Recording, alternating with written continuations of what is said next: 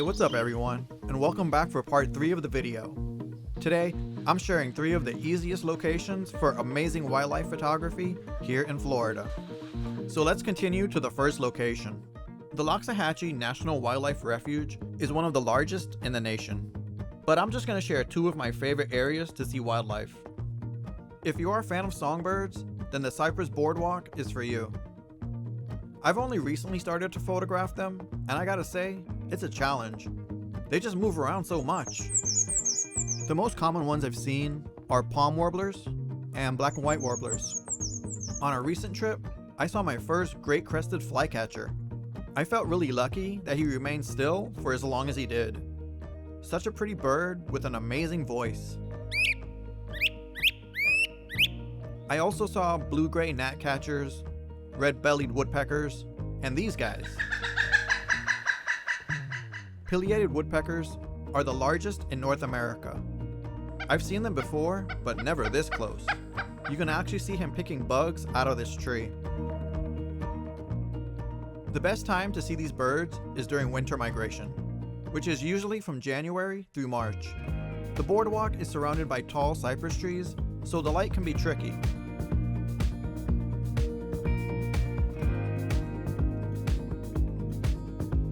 Most of the time, I have my ISO set between 3200 or 6400. You'll need it to keep a fast shutter speed for the small birds that move around so quickly.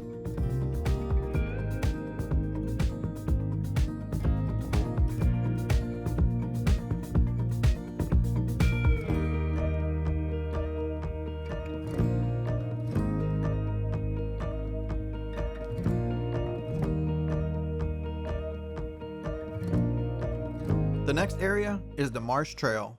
You can either walk or bike it, and you'll see more of the common wading birds like egrets, herons, and waterfowl. You'll also see red-shouldered hawks, and sometimes you might see a kestrel. Lately, I just like to hang around the parking area and photograph the songbirds foraging through the brush. I always see lots of painted buntings. I know there's more, but I just haven't been able to identify them.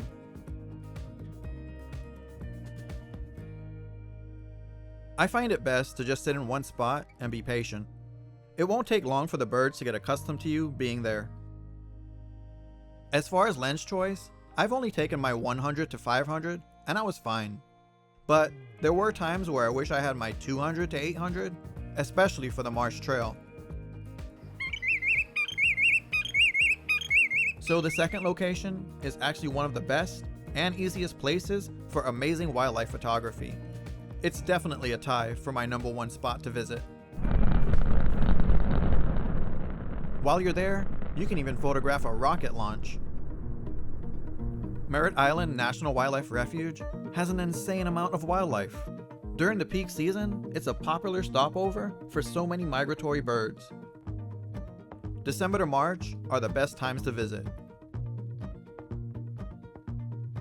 There's no telling what species you'll see. They can change by the week or even by a day. The actual refuge is quite large, so I'm just going to share some of the areas where I've seen the most wildlife. The first stop is Black Point Wildlife Drive. It's a 7-mile unpaved road where you can see wildlife from your car. I mean, how much easier can it get? You can get some decent shots from your car, but I definitely recommend getting out to take your shot. It can be hard to get eye level with your subject, but try and get as low as you can for images that stand out. The road takes you through different habitats, but it's mostly mangroves and marshes. This ecosystem is perfect for all kinds of wildlife. Since the water levels are low during winter, a lot of birds gather here to feed on fish and crustaceans. I think reddish egrets are the most fun to watch. First, they're chaotic.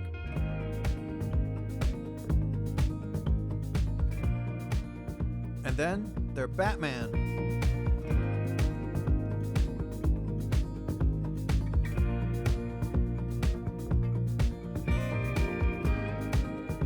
I like to arrive 30 minutes before sunrise to see which cell has the most birds. On this particular morning, the black skimmers were really active around cell number 9.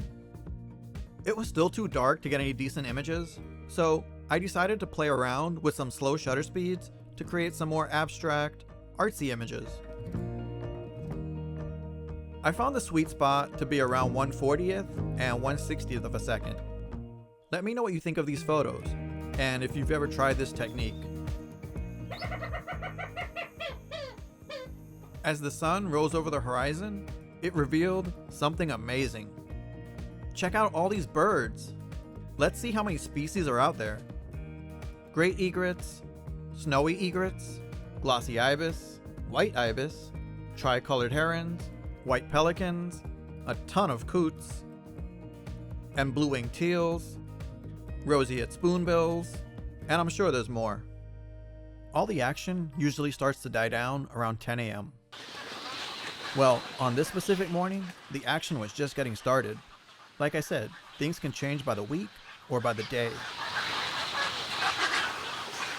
So it was a total surprise to come across this chaotic scene just before noon. All these egrets were just gathered in this tiny pond. As cool as it was, the light was harsh and it was hard to get a clear shot. And if I did, I thought it was boring. I decided to get creative with the use of an ND filter. It helped me lower my shutter speed so I could create some more of those abstract, artsy images. The settings I used were f16, 1/40th of a second, ISO 100, and burst mode to capture a sequence of images. Black point is always hiding wildlife in plain sight. Can you see it? How about now? This alligator was perfectly camouflaged. Wildlife is all around you. Scan the tree lines and you might spot a bald eagle. Scan the brush because you never know what's there. At the end of Black Point Wildlife Drive, you can choose to do the loop once more, or you could head off to my next location. The Haulover Canal is just a fun place for wildlife photography. Over by the boat launch, I spent over an hour with this brown pelican. You can tell he's not very good at fishing yet. He tried and tried, but always came up empty. You'll also see osprey in the area. They're usually shy, but this guy didn't seem too bothered by me. He ate his fish, and yeah. Manatees are everywhere. They're easy to spot, but photographing them is like a game of whack-a-mole. You just never know where they're gonna pop up. You can also see dolphins in the area. They use the canal to go back and forth from the Mosquito Lagoon to the Indian River. Bring the longest lens you have. All of my photos were taken with my 200 to 800.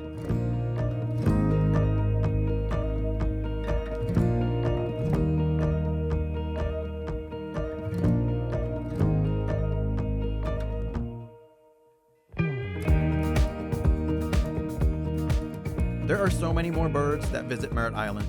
Every time you go, you might see something different. You might even cross a lifer off your list. For me, it was finally getting to see a hooded merganser. Let me know what are some birds on your list. So the last location for easy wildlife photography might surprise you. Not only is it easy access, but it's also the best place to learn and improve your skills.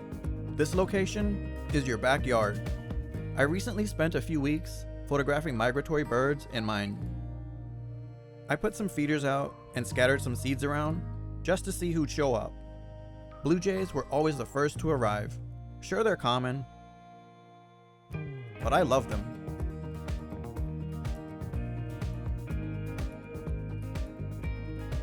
And just like all songbirds, they barely sit still.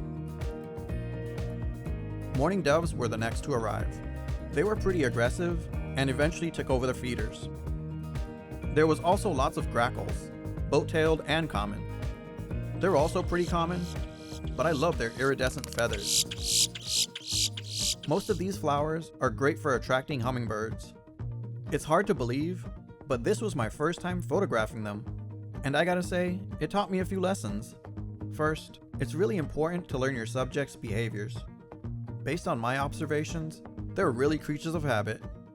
This female would sit on the same perch at the same time every day. She'd feed on these flowers and go right back to her perch. She'd feed again on another set of flowers and go right back to her perch. Since she was so predictable, I was able to get my camera ready and got some great shots.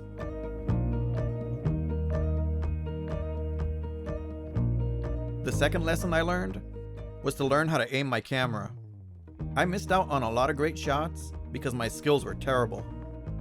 The last lesson I learned is that hummingbirds are incredible.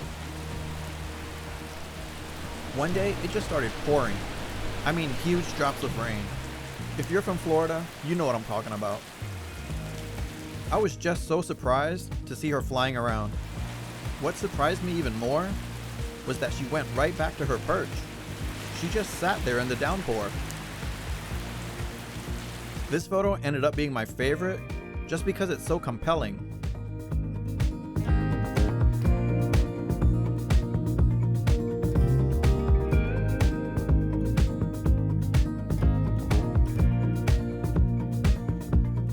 I feel really fortunate to have everyone's favorite bird right in my backyard. A painted bunting family would come every day and forage through the grass. Let's just take a minute to stare at this tiny masterpiece. The colors are so vivid and blend together perfectly. I was really surprised that the male was so friendly. At one point, he was probably no further than 10 feet away from me. It's hard to give a lens choice since everyone's backyard is so different, but I used my 100 to 500 to get all of these photos. If you plan on visiting Loxahatchee, you should also check out Green Cay and the Loxahatchee wetlands. Make sure you also check out the Orlando wetlands near Merritt Island. If you found this video helpful, please give it a like, subscribe, and don't forget to share. Thanks for watching, and remember to always practice ethical wildlife photography.